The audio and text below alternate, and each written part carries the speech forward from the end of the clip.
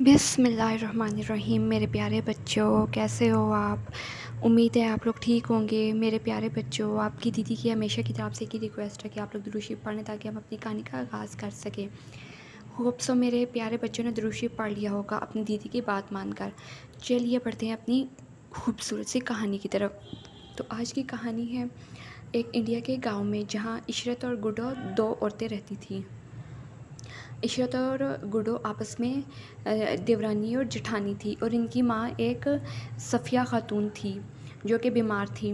عشرت اور گڈو اپنی ساس سے بہت حسد کرتی تھیں کہ یہ کب بڑھیا مرے اور اس کی جائیداد ہمیں مل جائے۔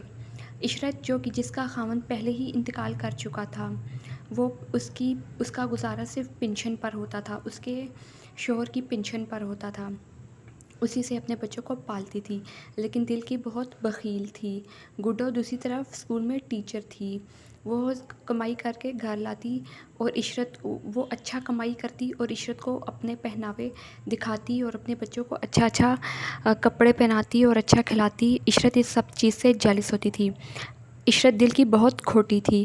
گڈو سادہ سا بندہ تھا، اس کے سامنے کبھی عشرت کے بچے آ بھی جاتے تو انہیں بھی چیز دیتی اور پیار کرتی، لیکن عشرت کے دل میں میل اور کھوٹ تھی۔ وہ کہتی تھی کہ وہ دنیا کی سب سے خوبصورت عورت ہے اور اس کے پاس سب کچھ ہونا چاہیے۔ اس کے دل میں بہت میل تھی۔ گڈو اپنی ساس سے نفرت نہیں کرتی تھی، لیکن اسے ناپسند ضرور کرتی تھی، کیونکہ اس کی ساس کی عادت تھی کہ ہر بات میں بولتی تھی۔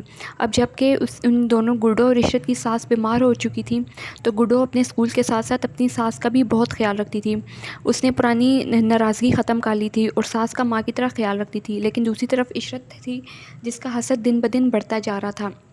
عشرت چاہتی تھی کہ اس کے ساس مر جائے اور جائیداد تقسیم ہو جائے، لیکن گڈو ایسا نہیں چاہتی تھی۔ وہ چاہتی تھی کہ ساس ان کی ماں کی طرح ہے اور اسے جینے کا پورا حق ہے، لیکن عشرت دوسری طرف ترکیبیں سوچتی رہتی کہ ساس کو کیسے مارا جائے۔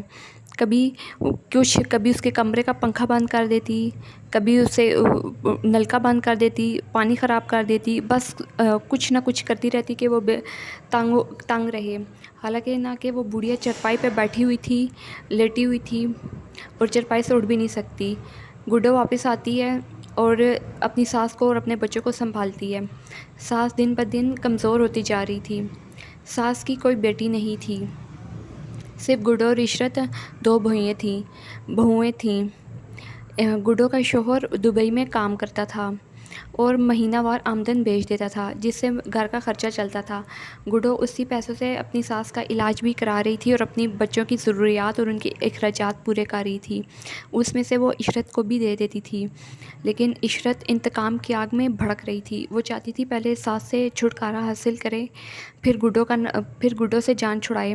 اس کے لیے وہ ایک دماغ لڑاتی ہے، وہ ایک چال چلتی ہے۔ وہ اپنی ساس کے سامنے جھوٹ موٹ کا پیار جتانے لگتی ہے کہ اس سے غلطی ہوگی، اسے اپنی ساس کے ساتھ ایسا نہیں کرنا چاہیے تھا، اسے اپنی ساس کا خیال رکھنا چاہیے تھا۔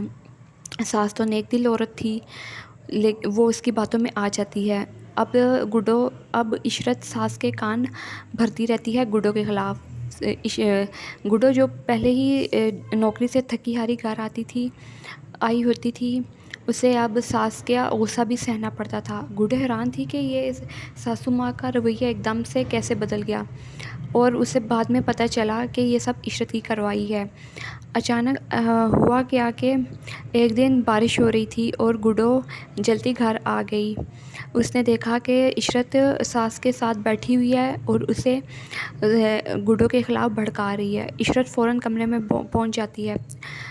گڈو فوراً کمرے میں پہنچ جاتی ہے، جسے دیکھ کر عشرت ایک دم شوکڈ ہو جاتی ہے اور اسے معافی تلافی کرنے لگتی ہے۔